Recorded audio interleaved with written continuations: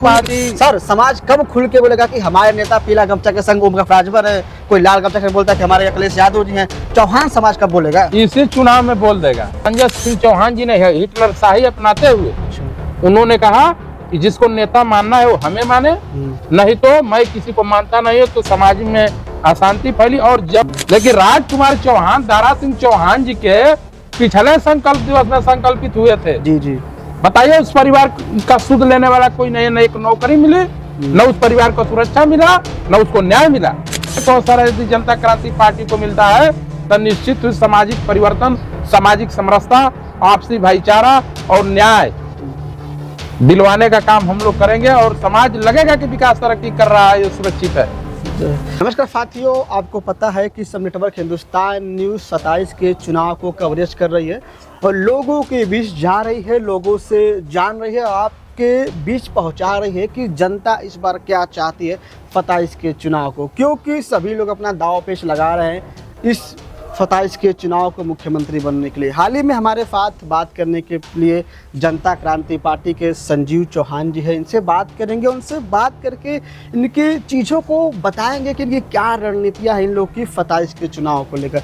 पहले तो सर आपका बहुत बहुत धन्यवाद, आपने हमें समय दिया। बहुत बहुत धन्यवाद आकाश जी, और आपके न्यूज चैनल के जितने दर्शक हैं सभी लोगों को मैं धन्यवाद देना चाहता हूँ।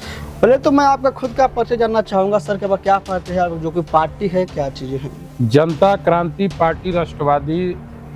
इस देश में केवल सत्ता का परिवर्तन हुआ है, जनता क्रांति पार्टी इस देश में व्यवस्था परिवर्तन करना चाहती है। यह पार्टी नहीं, व्यवस्था परिवर्तन करने का मिशन है। जो समाज में बदहाली व्यवस्था है, ये जनता क्रांति पार्टी बराबरी और खुशहाली और न्याय की बात करना चाहती है इस देश में, इसलिए पार्टी का मुख्य उद्देश्य है। अच्छा, जो 27 का चुनाव आ गया है, सारे पार्टी अपनी रणनीतियाँ लगा रहे हैं, आप लोग के अपने समाज के बीच जाने की क्या रणनीतियाँ है? समाज नहीं, जनता क्रांति पार्टी राष्ट्रवादी सर्व समाज की पार्टी है। यह साबित करेगी कि सर्व समाज की पार्टी है। और जनता क्रांति पार्टी राष्ट्रवादी अपने एजेंडे के लेकर, अपनी सरकार की जन विरोधी नीतियों के विरुद्ध जन जन से संपर्क कर रही है, गांव-गांव अभियान चला रही है। और आप ही के मार्केट में 26 तारीख को उसका कार्यक्रम भी है, कार्यकर्ता सम्मेलन है दुल्लापुर चौहान मार्केट में। तो हम लोग जनता क्रांति पार्टी अपने दम पर पूरे पूर्वांचल के सभी सीटों पर चुनाव लड़ेगी और उसका चुनाव चिन्ह हाथी बाल है। और जनता से निवेदन है कि देश में व्यवस्था परिवर्तन करने के लिए जनता क्रांति पार्टी के राष्ट्रवादी के मिशन से जुड़े और पार्टी को मजबूत बनावे। सर, आपने कहा कि अपने हर क्षेत्र में जा रहे हैं, हर गांव मोहल्ले में जा रहे हैं और कैंपेन कर रहे हैं। जो आपने बताया कि हाल ही में दुल्लापुर में जो आप लोग का कार्यक्रम है, इसका मुख्य उद्देश्य क्या है? चूंकि कार्यकर्ता सम्मेलन है, पार्टी कार्यकर्ताओं को अपना 2027 का मूल मंत्र फूकेगी और कार्यकर्ताओं को कैडरलाइज करके जन जन तक पार्टी की नीतियों को पहुंचाने के लिए मुख्य उद्देश्य है पार्टी की नीतियों को गांव-गांव तक पहुंचाना और पार्टी की विचारधारा से लोगों को जोड़ना। और जो सरकार जन विरोधी नीति चला रही है उसके विरुद्ध जनता क्रांति पार्टी लड़ने के लिए तैयार है। आप लोग के समाज में न जाने कितनी सारी पार्टियां बन चुकी हैं, लेकिन चौहान समाज और अन्य समाज जनता क्रांति पार्टी पर क्यों विश्वास करेगा, क्यों वोट करेगा? देखिए, कई पार्टियों की आप चर्चा कर रहे हैं तो एक कहावत भोजपुरी में कही जाती है कि आन्हर कुकुर बतासे भूखे। जितनी आप पार्टियों को देख रहे हैं, ये 4 साल 8 महीना समाज की उत्थान की बात करती है। जैसे ही चुनावी बिगुल बजता है तो कोई समाजवादी पार्टी का प्रचार करने लगता है, कोई भाजपा का प्रचार करने लगता है। ये लोग सपा और बसपा और भाजपा के पोषित एजेंट हैं जो चौहान समाज को गुमराह करने के लिए आए दिन इस तरह का प्रोपेगेंडा फैलाए रहते हैं। आप भारत सरकार निर्वाचन आयोग में जाइए, इन लोगों का डाटा चेक करिए, किसी को भी मान्यता नहीं मिली।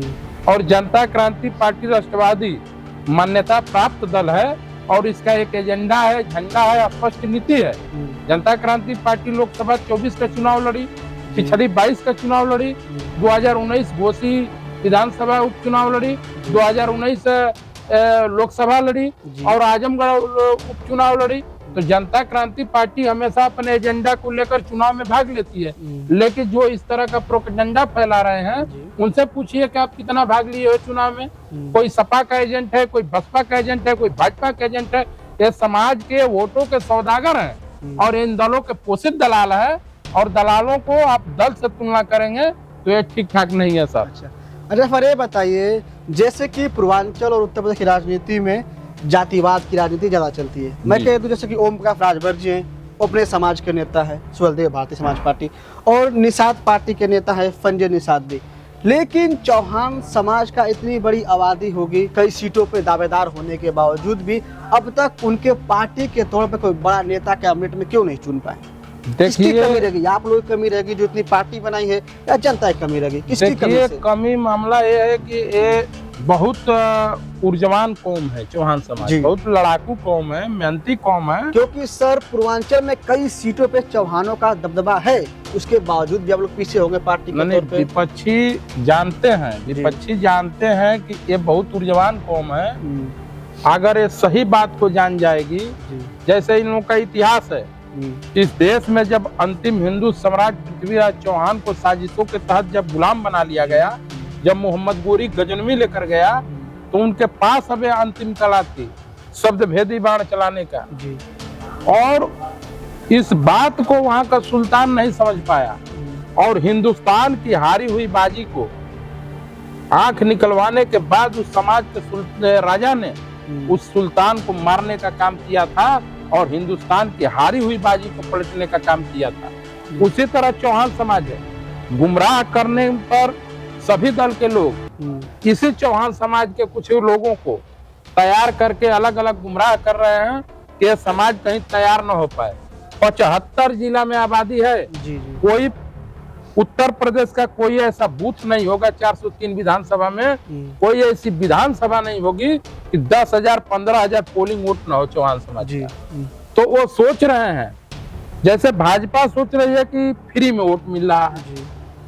ओम प्रकाश राजभर अपने कौम को तैयार कर लिए हैं, तो ओम प्रकाश राजभर जी के को हिस्सेदारी देना पड़ रहा है, संजय निषाद जी को हिस्सेदारी देना पड़ रहा है। और बीजेपी सोच रही है कि अगर जनता क्रांति पार्टी लोगों को समझाने में सफल हो जा रही है, तो इसको भी हिस्सेदारी देना पड़ेगा।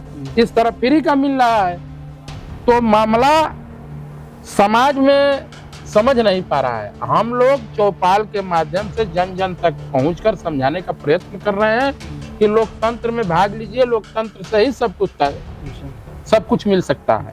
एक सवाल पर हमारा कि पिछला जब जो विधानसभा का चुनाव बीता था, तो एक पार्टी जन जनवादी पार्टी, उनके राष्ट्रीय अध्यक्ष डॉक्टर संजय सिंह चौहान समाजवादी पार्टी के साथ गठबंधन में थे।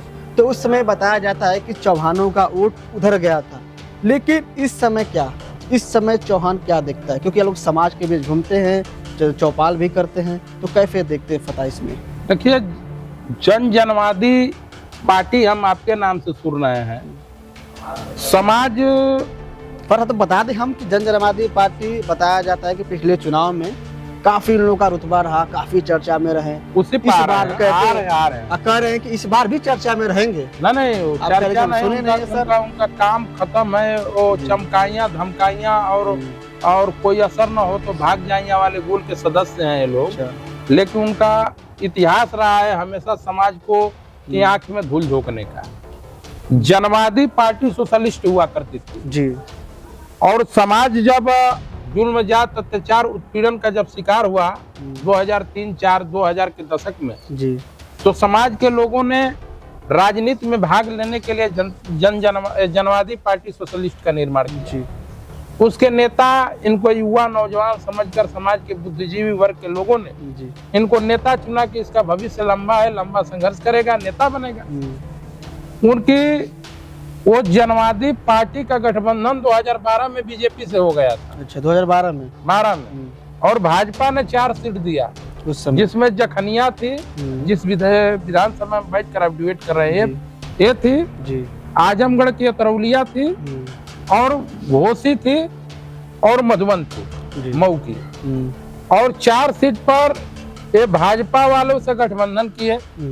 उसके बाद संजय चौहान जी 2012 में गठबंधन धर्म कर्म निर्वहन करते हुए उन्होंने भाजपाइयों के खिलाफ 26 सीट पर अपना उम्मीदवार उतार दिए। अच्छा। और भाजपा को नगवार गुजरा और भाजपा वालों ने धक्का मारकर इनको अपने ऑफिस से बाहर निकाला था 13 में। अच्छा, 13 कि तुम गठबंधन धर्म का निर्वहन नहीं किए। और इस तरह अविश्वास फैला। जनवादी के लोगों ने जनवादी पार्टी का संविधान बनाया था कि कोई भी कार्यकर्ता किसी जात धर्म मजहब का होगा, काम करने वाला, हर 5 साल पर राष्ट्रीय अध्यक्ष चेंज होगा, लोकतांत्रिक तरीके से चुना जाएगा। संजय चौहान जी का कार्यकाल भी खत्म हुआ। लोगों ने कहा कि नहीं, अब राष्ट्रीय अध्यक्ष का चयन हो, तो संजय सिंह चौहान जी ने हिटलर शाही अपनाते हुए उन्होंने कहा कि जिसको नेता मानना है वो हमें माने, नहीं तो मैं किसी को मानता नहीं हूँ। तो समाज में अशांति फैली और जनवादी पार्टी सोशलिस्ट को प्रयागराज उच्च न्यायालय में ले जाकर उन्होंने पार्टी को सीज कराने का काम किया। अच्छा। उसके बाद वो 2014 लोकसभा का चुनाव आजमगढ़ से निर्दल लड़े। फिर उसके बाद वो समाजवादी पार्टी के शरणम गच्छामी हो गए। जिस समाजवादी पार्टी के खिलाफ जनवादी पार्टी का आंदोलन तैयार किया गया था, उसमें नारा दिया गया था कि 27 में 20 अलग करो वरना कुर्सी खाली करो। 27% आरक्षण पर बैकवर्ड की दबंग जातियों का जो एक तरफा कब्जा है, जिसमें मैं कह सकता हूं कि यादव, साक्य, सैनी, पटेल बैकवर्ड की आरक्षण को 4 ही जात तक ले सीमित है। उसी को लेकर जनवादियों ने अपना एजेंडा तैयार किया कि 27 में 20 अलग करो वरना कुर्सी खाली करो। बिहार के एक मुख्यमंत्री हुआ करते थे, सामाजिक न्याय के प्रतीक हुआ करते थे कर्पूरी ठाकुर जी। कर्पूरी ठाकुर जी के फार्मूला को लागू करो उत्तर प्रदेश में। उन्होंने आरक्षण को 2 भाग में बांटकर वहां लागू कराए हैं बिहार में बैकवर्ड का। वहाँ पिछड़ा और पिछड़ा है। तो ये एजेंडा था जिसके खिलाफ एजेंडा तैयार किया गया। जिस समाजवादी पार्टी के खिलाफ संजय चौहान इस पार्टी को बर्बाद करके उसी पार्टी के शरणम गच्छामी हो गए और समाजवादी पार्टी के पोषित एजेंट बनकर काम करने लगे। और उन्होंने समाजवादी पार्टी में शामिल होकर, आपको पता होगा, 17 में समाजवादी पार्टी के स्टार प्रचारक रहे। 19 में उन्होंने समाजवादी पार्टी के सिंबल से सदस्यता लेकर चुनाव लड़ने का काम किया चंदौली लोकसभा से। उसके बाद 22 में पूरे चौहान समाज को उन्होंने गुमराह करने का काम किया कि अखिलेश यादव जी से बात हो गई है, 22 टिकट मिल रहा है। हर समाज के लोगों ने पूरा शिद्दत के साथ उनकी पुरानी गलतियों को भूलकर उनको पूरा मजबूती से साथ दिया। लेकिन उन्होंने क्या रिजल्ट दिया समाज को? ओम प्रकाश राजभर जहाँ 17 सीट पाते हैं, अन्य उनके गठबंधन में जो वो थे लोक दल के नेता हैं जयंत चौधरी, राज्यसभा पाते हैं और 20 सीट पाते हैं। अन्य नेता भी हिस्सेदारी पाते हैं। लेकिन क्या कमी रह गई कि संजय चौहान को एक भी हिस्सेदारी नहीं मिली, और मिला तो उसको 10 करोड़ 5 करोड़ में व्यापार करने का काम किया। चौहान समाज के भरोसे और विश्वास को के साथ विश्वासघात करने का काम किया और समाज के सपनों को बेचने का काम किया। आप ऐसे समाज के सौदागरों से क्या उम्मीद करते हैं? अच्छा, तो सर आखिरकार हमेशा आपके चौहान समाज को धोखा क्यों मिलता है? राजभरों क्यों नहीं मिलता है, निषाद को क्यों नहीं मिलता है, कुमार लोगों को क्यों नहीं मिलता है, आप ही चौहान समाज को धोखा मिल जाता है क्यों? देखिए भाई, देखिए वो एक रीजन ये है कि चौहान समाज भाई बड़ी शिद्दत से, बड़ा उम्मीद से हमेशा चाहता है कि हमारा कोई नेतृत्व करता खड़ा हो जाए, हमारी दल पार्टी खड़ा हो जाए, हमारा कोई रहनुमाई करने वाला आगे आ जाए। चौहान समाज तो अपना दाव ठीक ही लगाता है, भरोसा करता है, लेकिन जिस पर दाव लगाता है उसका हर चुनाव में विचारधारा बदल जाती है। और भारत की राजनीति में जिसकी विचारधारा मर जाएगी वो नेता मर जाएगा। समझिए, वो राजनीति में मर गया, वो जिंदा है लेकिन मृतक के समान है। और उनकी विचारधारा हर साल बदलती है। बार बार धोखेबाज पर भरोसा करना भी समाज के लिए समाज भूल कर बैठता है, बार बार एक ही आदमी भरोसा करके। तो इस बार सर क्या लगता है, समाज आप लोग का किस पर विश्वास करेगा? इस बार समाज बहुत विचार कर रहा है। विचार करने के बाद जनता क्रांति पार्टी राष्ट्रवादी की तरफ जा रहा है। अच्छा, पूरे मैं भरोसा के साथ कहता हूं कि जनता क्रांति पार्टी लोकतांत्रिक दल है। और मैं समाज के लोगों से भी निवेदन करूंगा कि एक मौका, आपने 20-25 साल और 80 साल से गुमराह है, एक मौका जनता क्रांति पार्टी राष्ट्रवादी को दीजिए, निश्चित परिवर्तन करके दिखाया जाएगा। जहां चौहान समाज का बेटा मारा जाता है, जहां चौहान समाज की बहू बेटियों की इज्जत आबरू तार तार की जाती है, जहां चौहान समाज की नौकरियां लूटी जाती है, जहां चौहान समाज का कोई मजबूत आवाज नहीं बन पाता है, सारी जुल्म, जात, अत्याचार, उत्पीड़न का निदान जनता क्रांति पार्टी राष्ट्रवादी करके दिखाएगी। एक मौका देने का काम करे लोग, एक मौका हम लोग मांग रहे हैं। अगर अपने वादा पर हम लोग खरा नहीं उतरे तो हम लोग फिर समाज में आने लायक नहीं रहेगा, न आएंगे। पर हम काफी लोग से इंटरव्यू करते हैं, बात करते हैं, वो लोग कहते हैं कि सब लोग आरोपी लगाते हैं, और इस समय भी आरोप लगा है कि जितने सारी पार्टियां बनी हैं ये केवल 5-6 महीने के लिए मेढक की तरह, बुलबुले की तरह आती हैं, फिर चली जाएंगे। किसी पार्टी देखिए, मेढक वाली बात बुलबुले वाली नहीं है। मैं कह रहा हूँ कि 2017 से पहले सारी पार्टियां समाप्त हो गई थी। 2017 से का आप गणना करिएगा, 2017 से पहले चौहान समाज की कोई पार्टियां नहीं थी। जनवादी पार्टी थी तो वो सीज हो गई थी पहले, उसके बाद कोई पार्टी नहीं थी। लेकिन पार्टी के बाद 17 में हम लोग 15 दिसंबर 2017 को लखनऊ की धरती पर जनता क्रांति पार्टी राष्ट्रवादी का जब हम लोग निर्माण किए और जब समाज को हम लोग जोड़ना प्रारंभ किए, तो जोड़ने के बाद भाजपा वालों को नगवार गुजरा किए तो हमारा वोट बैंक सिक जाएगा। तो वो कहीं से कुछ डायरेक्ट हमला नहीं किए, वो डायरेक्ट तोड़ने का प्रयत्न नहीं किए, वो हमारे समाज से ही दलाल पैदा कर दिए। अच्छा। कि जाओ समाज को गुमराह करो, सही मिशन से समाज को भटकाओ। 17 के बाद आपको मैं कह सकता हूं, बड़े दावा के साथ आपके हिंदुस्तान नेटवर्क पर मैं कर रहा हूं कि आप निर्वाचन आयोग का रजिस्ट्रेशन चेक करिए। अगर सब जनता क्रांति पार्टी सबसे पुरानी पार्टी न निकली तो मैं फिर दोबारा राजनीति करने नहीं आऊंगा। समाज बड़ा दावा कर रहे हैं सर, 100%। आप निर्वाचन आयोग से रिकॉर्ड मंगवाइए और पता चलेगा कि सबसे पुरानी पार्टी जनता क्रांति पार्टी राष्ट्रवादी है। लोग तो अपने आप को कहते हैं कि हम पुराने हैं, बहुत सारी पार्टियां हैं। मैंने एक न्यूज भी कवर किया था, लेकिन आप कह रहे कि आपकी पार्टी पुरानी है। क्या विश्वास के साथ आदमी माने कि आपकी पार्टी पुरानी है? उसका प्रमाण होगा। आप भारत सरकार निर्वाचन आयोग से जन सूचना अधिकार अधिनियम के तहत आप उसको डालकर जी RTI भेजकर उससे आप सूचना मांगने का आपका अधिकार है। जब निर्वाचन आयोग प्रमाणित कर देगा तो आप मान लेंगे ना कि कौन सबसे पुराना है। जरूर जरूर जरूर प्रमाण होना चाहिए हर चीज का। तो मैं तो प्रमाण देने के लिए तैयार हूँ कि सबसे पुरानी पार्टी जनता क्रांति पार्टी राष्ट्रवादी है, और जनता क्रांति पार्टी को रोकने के लिए लोग इतने लोगों को खड़ा किया गया है। अच्छा, जितने सारे पार्टी और दल, सारे लोग, वो सपा बसपा और भाजपा के इशारे पर एक काम कर रहे हैं, सोची समझी रणनीति के तहत। थोड़ा सा चंद लालच के चक्कर में समाज का कितना नुकसान कर रहे हैं खुदे अंदाजा नहीं उन लोगों को। वो अपने भी बेटा बेटी के साथ घात कर रहे हैं। जो भी समाज का व्यक्ति समाजवादी पार्टी को, भाजपा को और कांग्रेस को, अन्य दल को वोट करता है, वो अपने बेटा बेटी के साथ घात करता है, अपने परिवार के साथ घात करता है, अपने अधिकारों के साथ घात करता है। सर, हम चुनाव के बारे में बात कर रहे हैं। बताया जाता है कि बीजेपी को चौहानों का एक तरफा वोट जाता है। वजह बताया जाता है कि इसमें कैबिनेट में बैठे हैं दारा सिंह चौहान जी, वह चौहान के बड़े नेता है। तो क्या वाकई चौहान के बड़े नेता हैं दारा सिंह चौहान? क्योंकि कहा जाता है शायद उन्हीं के वजह से और लोग को बीजेपी टिकट नहीं देती, अपने पास जोड़ती नहीं है। कहती है कि हम ऑलरेडी हमारे पास चौहान के बड़े नेता हैं, उनका संकल्प दिवस के उनका नाम पे बर्थडे मनाया जाता है, वहाँ पे मुख्यमंत्री पहुँचते हैं, कैबिनेट मंत्री क्या क्या लोग पहुँचते हैं। तो जो कहा जाता है कि चौहान के बड़े नेता बीजेपी में ऑलरेडी बैठे हैं, तो बीजेपी अन्य लोग अपने साथ क्यों जोड़े? तो क्या वाकई वो चौहान के बड़े नेता है? एकदम बड़े नेता हैं। इस नाते बड़े नेता है कि कहावत है कि नाचे कूदे तुरे तान दुनिया रखे उसके मान। भारत में कोई ऐसा दल नहीं है कि जिसका वो सदस्य नहीं रहे हैं। बहुत बड़े समाज के शामिल बाजा है, राजनीति के शामिल बाजा है, तो उनसे बड़ा कौन हो सकता है।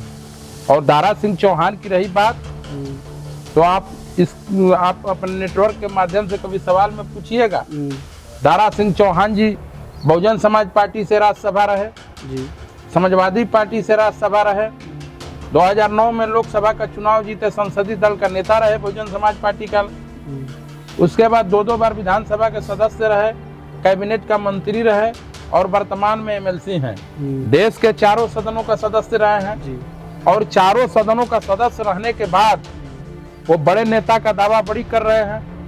वो कभी भी चौहान समाज के जुल्म, जात, अत्याचार, उत्पीड़न पर सदन में एक शब्द बोले हो समाज के अधिकार और सम्मान पर, तो मैं चैलेंज करके कहता हूं को दिखाएं उस वीडियो को।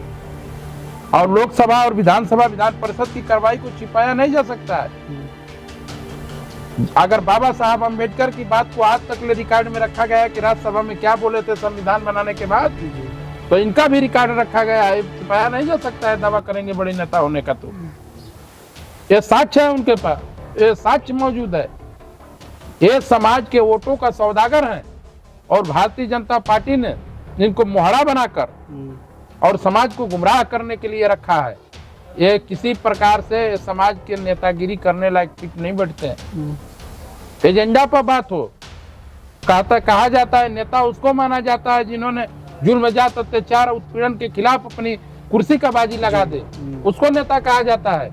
सौदागर को नेता कहेंगे तो ये सौदागर हैं, अपनी दुकान चलाते रहे, अपने परिवार के लिए जीते हैं और कुछ चमचों बेलचों के लिए जीते हैं, समाज के लिए नहीं जीते हैं।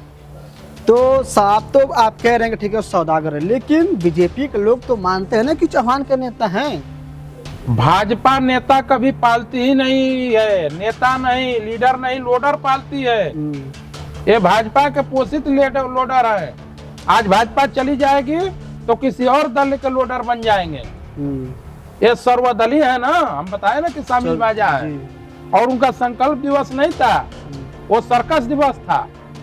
और सर्कस दिवस में शामिल होने वाले मैं चौहानों से पूछता हूँ कि पिछले संकल्प दिवस में उन्हीं का एक शिष्य थे, गोरखपुर के राजकुमार चौहान, निर्मम हत्या हो गई। आज तक ले दारा सिंह चौहान जी सदन में नहीं बोले कि हमारे समाज का हत्या हुई है। इसी सरकार में नहीं, लेकिन मिलने तो पहुंचे थे ना, घर पे गए थे ना, बोलते कि हमने इंसाफ दिलवाया। मिलने के लिए तो पूरा चौहान समाज गया था जी, मिलने के लिए तो पूरा चौहान समाज गया था। सर्वदलीय सभी दल के लोग, दल की सीमा को तोड़कर गए थे। एकदम पहुंचे थे, लेकिन कहते कि इंसाफ दिलवाए भी थे। कैसा इंसाफ मिला? इसी सरकार में ब्राह्मण की हत्या होती है, इसी सरकार में ठाकुर की हत्या होती है, इसी सरकार में दलित की हत्या होती है। अगर हत्या होने के बाद उस परिवार को नौकरी मिलती है, मुआवजा मिलता है, सुरक्षा मिलती है। लेकिन राजकुमार चौहान, दारा सिंह चौहान जी के पिछले संकल्प दिवस में संकल्पित हुए थे। जी बताइए, उस परिवार का सुध लेने वाला कोई नहीं, एक नौकरी मिली, न उस परिवार को सुरक्षा मिला, न उसको न्याय मिला। अच्छा। उसके बाद भी समाज नेता मानता है, तो ये सबसे बड़ा दुर्भाग्यपूर्ण है। तो आखिरकार चौहान समाज, हमेशा कह रहा हूँ कि धोखा में पड़ जा रहा है। तो कब ठीक होगा? क्योंकि चुनाव चरम पर है, लोग अपने प्रत्याशी घोषित कर रहे हैं, आप लोग भी समाज में चल रहे हैं, तो कब मिल पाएगा चौहानों को जब असल इंसाफ? असल इंसाफ तब मिलेगा। मैं समाज से निवेदन कर रहा हूँ, आपके जखनिया विधानसभा में हम लोग गांव-गांव चौपाल के माध्यम से लोगों को बता रहा हूँ कि आप लोगों ने केवल धोखाबाजों पर, दगाबाजों के झांसा में आकर भरोसा किया और उसके एवज में केवल आपको धोखा मिला है। और राजनीति में भागीदारी से ही सब कुछ सुनिश्चित होगा, आपका अधिकार मिलेगा, आपको सम्मान मिलेगा, आपकी व्यवस्था बिगड़ी हुई बनेगी। तो जनता क्रांति पार्टी राष्ट्रवादी कह रही कि एक अवसर जनता क्रांति पार्टी को अब दीजिए। एक अवसर यदि जनता क्रांति पार्टी को मिलता है तो निश्चित सामाजिक परिवर्तन, सामाजिक समरसता, आपसी भाईचारा और न्याय दिलवाने का काम हम लोग करेंगे और समाज लगेगा कि विकास तरक्की कर रहा है, ये सुरक्षित है। 27 का चुनाव आ गया है, चरम पे। आप लोग की बढ़ती लोकप्रियता को देखते हुए अगर कोई बड़ी पार्टी, चाहे समाजवादी पार्टी हो, चाहे बीजेपी हो, चाहे बहन कुमारी मैती हो, चाहे कांग्रेस पार्टी, अगर आप लोग को अपने साथ जोड़ना चाहे तो क्या जनता क्रांति पार्टी जुड़ेगी या अपने दम पे चुनाव लड़ेगी? और जुड़ेगी तो किन वादों पे जुड़ेगी? जनता क्रांति पार्टी किसी का स्टार प्रचारक नहीं बनेगी जिस तरफ समाज के अन्य लोगों ने प्रचार किया। जनता क्रांति पार्टी को स्पष्ट हिस्सेदारी और जनता क्रांति पार्टी का कुछ एजेंडा है, उस एजेंडा और विचारधारा पर बात होगी, तब जनता क्रांति पार्टी गठबंधन का दरवाजा खोली है, किसी से भी गठबंधन कर सकती है। लेकिन उसमें स्पष्ट हिस्सेदारी चाहिए कि जिस तरह हमारे मतदाता यदि साइकिल पर वोट करेंगे तो आपके भी मतदाता हम हमारे सीट पर हाकी बाल पर वोट करना होगा। यह गठबंधन होता है। इस गठबंधन के पर और इसके कुछ एजेंडा है, उस एजेंडा और शर्त पर अगर मंजूरी रखती है कि नहीं ठीक है आपके वादा को सरकार बनेगी तो आपका जो मांग है उसको पूरा किया जाएगा। अगर ये ऐसा तालमेल बनता है तो गठबंधन करेगी, नहीं तो स्टार प्रचारक बनने वाला गठबंधन नहीं करेगी। फिर मैं नेटवर्क हिंदुस्तान पे पूछना चाहूँगा, बताना चाहे तो क्या आप लोग की कैमरा के माध्यम से बताना चाहेंगे, क्या आप लोग की है गठबंधन के लिए मांगे जो आप कहना चाहे तो कह सकते हैं, जिसको जनता भी जाने ना कि हमारा नेता क्या मांगना चाहता है, हमारा नेता पहले तो भाजपा के लोगों ने समाज को मूर्ख ये बनाया कि पूरी हिस्सेदारी को बैकवर्ड का यादव लूट लेता है जी। एक जात को टारगेट करके माहौल खड़ा किया और समाज को गुमराह करके वोट लिया जी।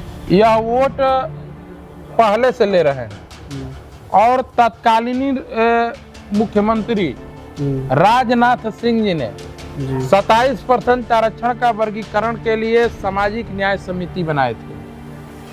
उसको उत्तर प्रदेश के योगी सरकार ने राघवेंद्र कमेटी करके परीक्षण कराया और उसमें वह कमेटी ने रिपोर्ट दिया कि 27% का आरक्षण दबंग जातियों तक सीमित है। 4 ही 5 जातियां ऊपर सब उसका लाभ ले रही है, नीचे तक ये लाभ नहीं जा रहा है। तो जनता क्रांति पार्टी का पहला उद्देश्य है कि 27% आरक्षण का वर्गीकरण हो, जिसमें बड़ी मछलियां उसमें से निकल जाए, क्योंकि बड़ी मछलियां छोटी मछलियों को जीने नहीं देती, खा जाती है जी। तो पहला हम लोग का उद्देश्य है कि जनता क्रांति पार्टी का पहला ही एजेंडा है कि 27% आरक्षण का वर्गीकरण होना चाहिए, जिससे दबे कुचले और पिछड़ी जातियों को उसका लाभ मिल सके। उसके बाद इस देश में सर्वेक्षण होना चाहिए। आज चौहान समाज की स्थिति अनुसूचित जात से भी पीछे है जी। उसकी शैक्षणिक योग्यता कम है, उसमें नौकरी कम है, उसमें आर्थिक व्यवस्था कमजोर है। तो यदि हिंदुस्तान में दलित की बेटा को, हम चूंकि दलित का विरोध नहीं कर रहे हैं इसलिए, यदि हिंदुस्तान में दलित की बेटा को पढ़ने का फ्री में अवसर मिल रहा है, उसको छात्रवृत्ति मिल रही है, छात्रपूर्ति मिल रही है, उसकी शिक्षा फ्री है, फ्री में छात्रावास मिल रहा है, उसकी आरक्षण व्यवस्था का क्राइटेरिया मजबूत दीवार की तरह सुरक्षित है, उसी तरह पिछड़ी जातियों को आरक्षण का वर्गीकरण करके वही लाभ इस समाज को मिलना चाहिए, ताकि शिक्षा का अवसर मिलेगा। BEd, BPEd, BTC, NM, GNM अगर इन लोगों के बच्चों को फ्री में करने का अवसर मिलेगा तो निश्चित इन लोगों का सामाजिक स्तर उठेगा। ये जनता क्रांति पार्टी का दूसरा मुख्य एजेंडा है। अच्छा सर, ये बताइए, 27 के चुनाव में अगर कोई भी पार्टी या परिषद गठबंधन नहीं करती होगा, लेकिन मैं कहता हूँ अगर नहीं करती है तो क्या जनता क्रांति पार्टी के कोई विधायक बन पाएंगे? चाहे समाज अपना कोई एक विधायक पा पाएगा, चाहे शुरुआत तो कर पाएगा? आप लोग देखिए, पर सामाजिक परिवर्तन का मिशन है। इस देश में 250 बरस ब्रिटिश हुकूमत रही जी, लेकिन ब्रिटिश हुकूमत पर बगावत करने वाले क्रांतिकारी जो पहली आंदोलन छेड़े होंगे, तो क्या उनको उम्मीद था कि हम इस देश को आजाद करा लेंगे? उन्होंने संघर्ष करना प्रारंभ किया जी, विचारधारा को बांटना प्रारंभ किया। जनता क्रांति पार्टी विचारधारा है जी। हो सके कि 10-15 वर्ष लग जाए मिशन को चलाने में, खड़ा करने में, समझाने में। अगर हम जिस दिन कामयाब हो गए जी समाज को, उस दिन विधायक और सांसद बनाना कोई बड़ी बात नहीं है। विधायक सांसद बनाकर क्या करेंगे? तारा सिंह चौहान जी तो हर दल के विधायक सांसद रहे हैं। रामविलास चौहान जी आपके एक विधायक हैं जी, हाँ, है। लेकिन कहाँ सदन में दिखते हैं? सदन में वही बोलता है जो लीडर होता है जी, और लोडर पीछे से केवल मेज थपथपाते हैं। तो मेज थपथपाने वाला विधायक समाज को नहीं चाहिए। वो शेर के तरह समाज की समस्याओं को दहाड़ कर बोलने वाला विधायक चाहिए। और गुलाम विधायक हम लोग नहीं चुनना चाहते हैं, हम लोग स्वतंत्र विधायक चुनना चाहते हैं कि अपने एजेंडा को बड़े दावेदारी से देश के सदन में देश की जनता के सामने रखे। तो आपने बात किया शेर की तरह विधायक चाहिए, शेर की तरह नेता और लीडर चाहिए, लेकिन कब मिलेगा सर? ना जाने कितने लोकसभा के चुनाव बेच के, ना जाने कितने विधानसभा के चुनाव बेच के, लेकिन मिलेगा कब? जनता क्रांति पार्टी सर समाज कब खुल के बोलेगा कि हमारे नेता पीला गमछा के संग ओम राजभर है, कोई लाल गमछा के बोलता है कि हमारे अखिलेश यादव जी हैं, चौहान समाज कब बोलेगा? इसी चुनाव में बोल देगा, इसी चुनाव में बोलेगा। इस चुनाव में जनता क्रांति पार्टी चुनाव में भाग लेगी, इसी चुनाव में बोलना प्रारंभ करेगा कि समाज में मात्र एक ही नेता है, कमलेश चौहान और जनता क्रांति पार्टी। साथियों, हमारे साथ बात करने के लिए थे संजीव चौहान जी, जनता क्रांति पार्टी के प्रवक्ता हैं। उनसे हमने बात किया आगामी 27 के चुनाव को लेकर, उनके समाज के विषयों को लेकर और उनका जो कैंपेन कर रहे हैं उस पर लेकर। साथियों, क्योंकि इस समय रणनीतियाँ बहुत तगड़ी हो चुकी है, चुनाव को लेकर सारी सरगर्मियाँ बढ़ चुकी हैं, इसी को लेते हुए बढ़ती लोकप्रियता जनता क्रांति पार्टी की थी, इसलिए हमने बात किया। और कुछ समय बाद या कुछ दिनों बाद हम हाल ही में इनके राष्ट्रीय अध्यक्ष से बात करने का प्रयास करेंगे और आप लोगों के बीच पहुंचाएंगे कि उनके क्या उद्देश्य है और 27 के चुनाव को जनता क्रांति पार्टी कैसे देखती है। धन्यवाद।